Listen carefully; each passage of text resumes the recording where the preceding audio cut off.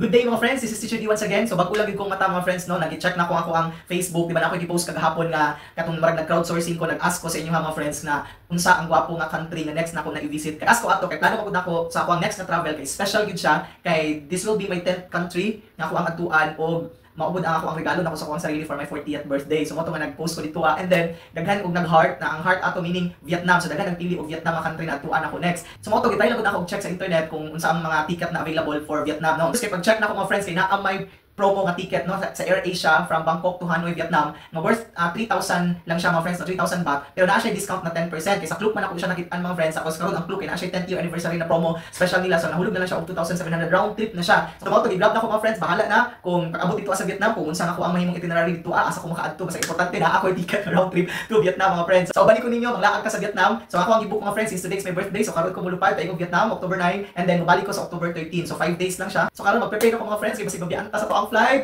So see you.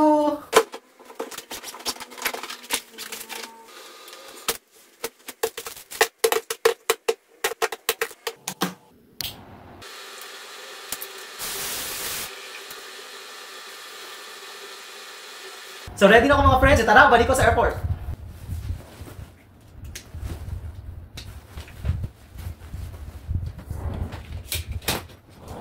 Good day mga friends, this is Teacher D once again. So naabot na ko sa Don Muang Airport mga friends. So dire sa Bangkok doha ang International Airport na sa Suvarnabhumi ug sa Don Muang International Airport. Excited kayo ko moadto Vietnam mga friends. So 6 hours before the flight na ako dire sa airport. And as OFW, I need to check kung unsaon pagkuha og re-entry form. Excuse me, Crab. Where to get the re-entry form? Inside the gate. Oh, okay. There. Okay.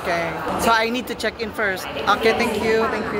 So check in ako mga friends, as in perting sa yuha gyud nako kay lunchtime pa karon na ako ang flight kay 6 PM pa, so early gyud kaayo ko. Pero mas okay hinuon kay dili ko magkarakara. So kanina ana ko ay boarding pass, so pwede na ko musulo dito sa immigration, so dili na pwede mag picture mag video dinhi. Ug after nakalusot ko sa immigration officer og na-approve ang ako ang re-entry form. See you Vietnam. Ako ang boarding gate is number 12, so layo pa gyud na baktason. Ang ako ang boarding time is 5:45 pa. Mangita sa ko og kananan mga friends kay almost 1 PM na, medyo gutom na. So diri ko sa piri-piri nag-anhi, so nag-order lang ko og murag chicken inasal nila pero lahi ra gyud ilahang lasa sa ilahang pagkaon dinhi kaysa sa tuwa sa Pilipinas. Pero lami gihapon kaayo ilahang mga pagkaon diri sa Thailand. After kaon gi-check na ko ang status ako ang flight kay basig na ay delay or na ay change sa boarding gate. Since wala change, so diretso na ko bakta sa boarding gate number 12. So pag-abot na ko sa boarding gate number 12 mga friends, ako gyud ang pinaka first. Perting sa yuha. Relax kayo na wala ko nagkarakarat. Then around 5 PM niabot ng aircraft ng AirAsia nga eroplano. Tapos on time gyud around 5:45 kay nagsugod na og boarding. So kay sayo makay ko naka-check-in, so ako ang assign galing kuranan kay nasa pinakaunahan sa eroplano. Zone 1 boarding ko, so ako ang unang gipasulod.